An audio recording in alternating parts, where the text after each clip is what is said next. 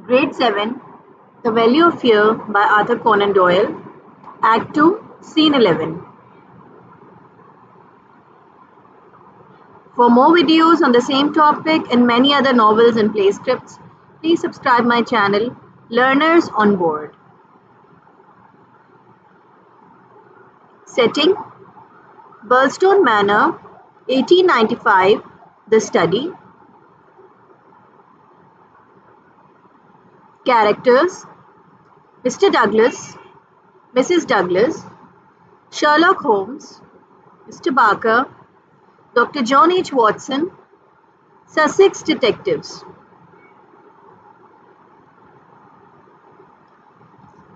Summary: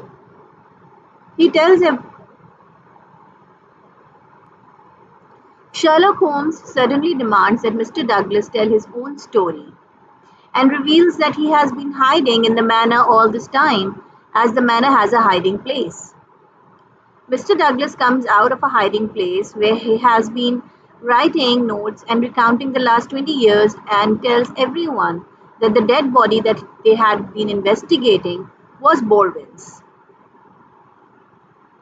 Baldwin swore to take revenge on him and was after his life.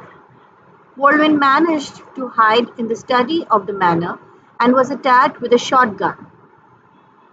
Douglas wrestled with him, and suddenly Baldwin was shot in the face.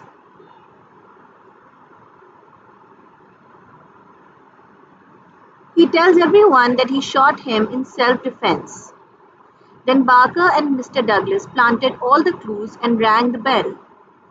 As he had killed a bad man, he wasn't arrested. Instead, he was advised to leave the place.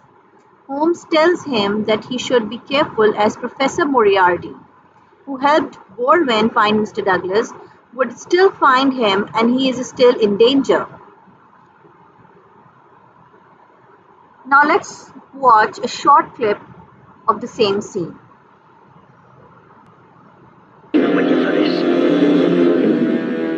All that happened 15 years ago.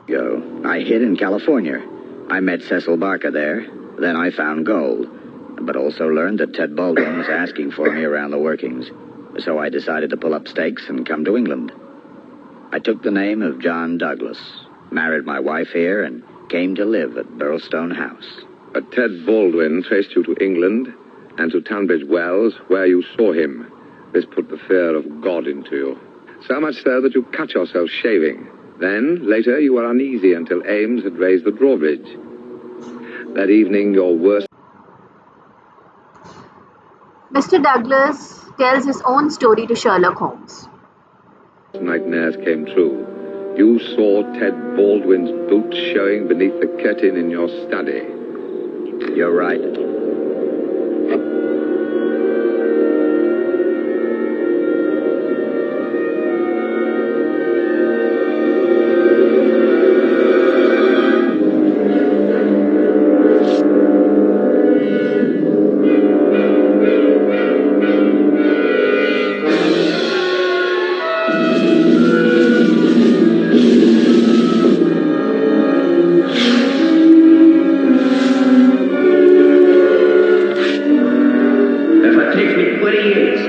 I'll get even with you for this.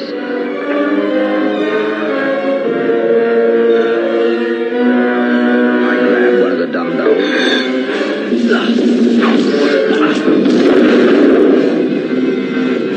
He fell down, dead. He also tells everybody that how Baldwin comes to attack Mr. Douglas, attempted to murder him, but he was killed while both of them were wrestling. To your surprise, the servants hadn't heard the shot. Only your wife and Mr. Barker knew what had happened, and they were quite willing to help you set up the scene as described to us. While he was lying there, I remembered the similarities Baldwin and I had. We were the same age, the same build, the same coloring. We even carried the same brand. The thought struck me, why not put the VV-341 assassins off my track by pretending I had been murdered? My wife and I could then pack up and go live our lives without fear. We were aware that Mrs. Douglas and Barker had combined to deceive us. When the body had no wedding ring, I began to suspect the truth. We must leave you to Inspector MacDonald. I'm sure you will find our English system of law quite just. Come, Watson.